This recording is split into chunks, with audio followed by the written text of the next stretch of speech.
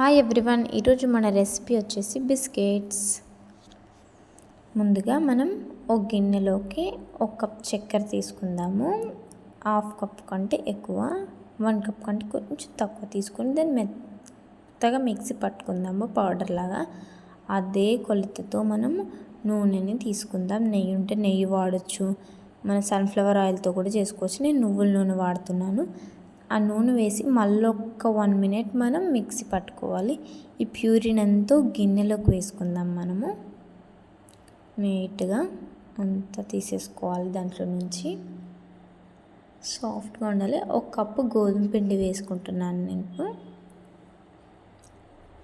1/2 cup శనగపిండి వేసుకుందాం. మనం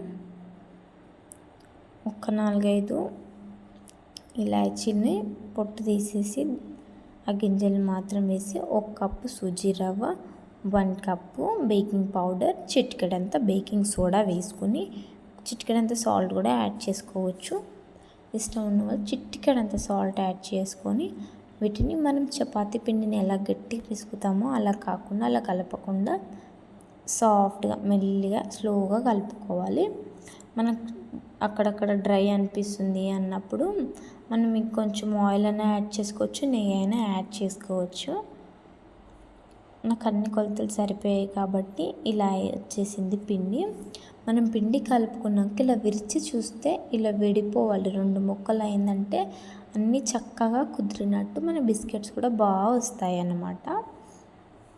వీటంతా ఈ పిండి అంతా బాగా కలుపుకున్నాం కదా. ఒక 10 మినిట్స్ మనం దీన్ని సెట్ అవ్వనిద్దాము. అందులోపు బాండీ చూసుకుందాం. మనము ఈ సైజ్ బాండీ తీసుకున్నాను నేను.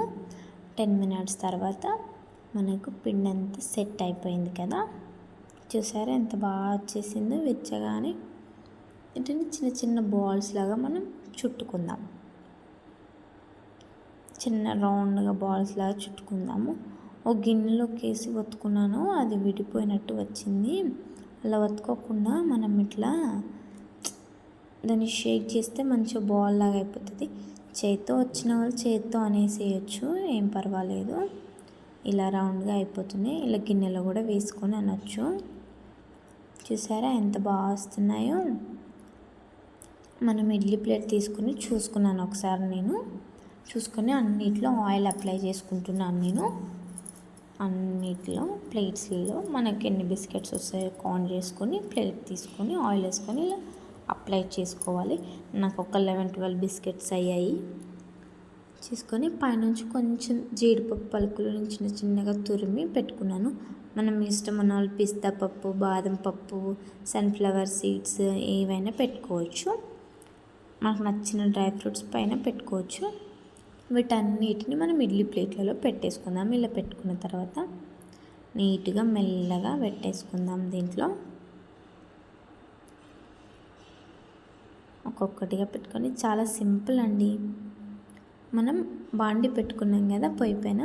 మనం ఫస్ట్ థింగ్ ఏంటంటే ఒక బిస్కెట్కి ఒకటి టచ్ అవ్వకుండా మనం చూసుకోవాలి. చేసుకునేటప్పుడు మీడియంగా చేసుకోవాలి మనం ముద్దలని. ఇప్పుడు స్టవ్ పైన బాండి పెట్టి అది హీట్ అయ్యాక మనం ఇడ్లీ ప్లేట్ పెట్టాలి, అప్పుడే పెట్టకూడదు. ఇలా గ్యాప్ ఉంటే చక్కగా వాటికి హీట్ తగిలి బాగా కుక్ అవుతాయి బిస్కెట్స్ అనేవి. దానిపైన మూత నాకు సెట్ అవ్వలేదని నేను పైన ఒక గిన్నె పెట్టి వెయిట్ కోసం బయట గాలి రాకుండా రోల్ పెట్టాను. 20 మినిట్స్ తర్వాత చూసాను బిస్కెట్స్ కుక్ అవ్వలేవు. మళ్ళీ ఒక 7-8 మినిట్స్ మళ్ళీ పెట్టుకున్నాను. మనకి లో టు మీడియం ఫ్లేమ్లో పెట్టే కుక్ చేసుకోవాలి, హై ఫ్లేమ్లో పెట్టకూడదు. మన బిస్కెట్స్ అన్నీ బాగా కుక్ అయిపోయాయి కదా. చల్లారిపోయిన తర్వాత మనం డీమోల్డ్ చేసుకోవాలి.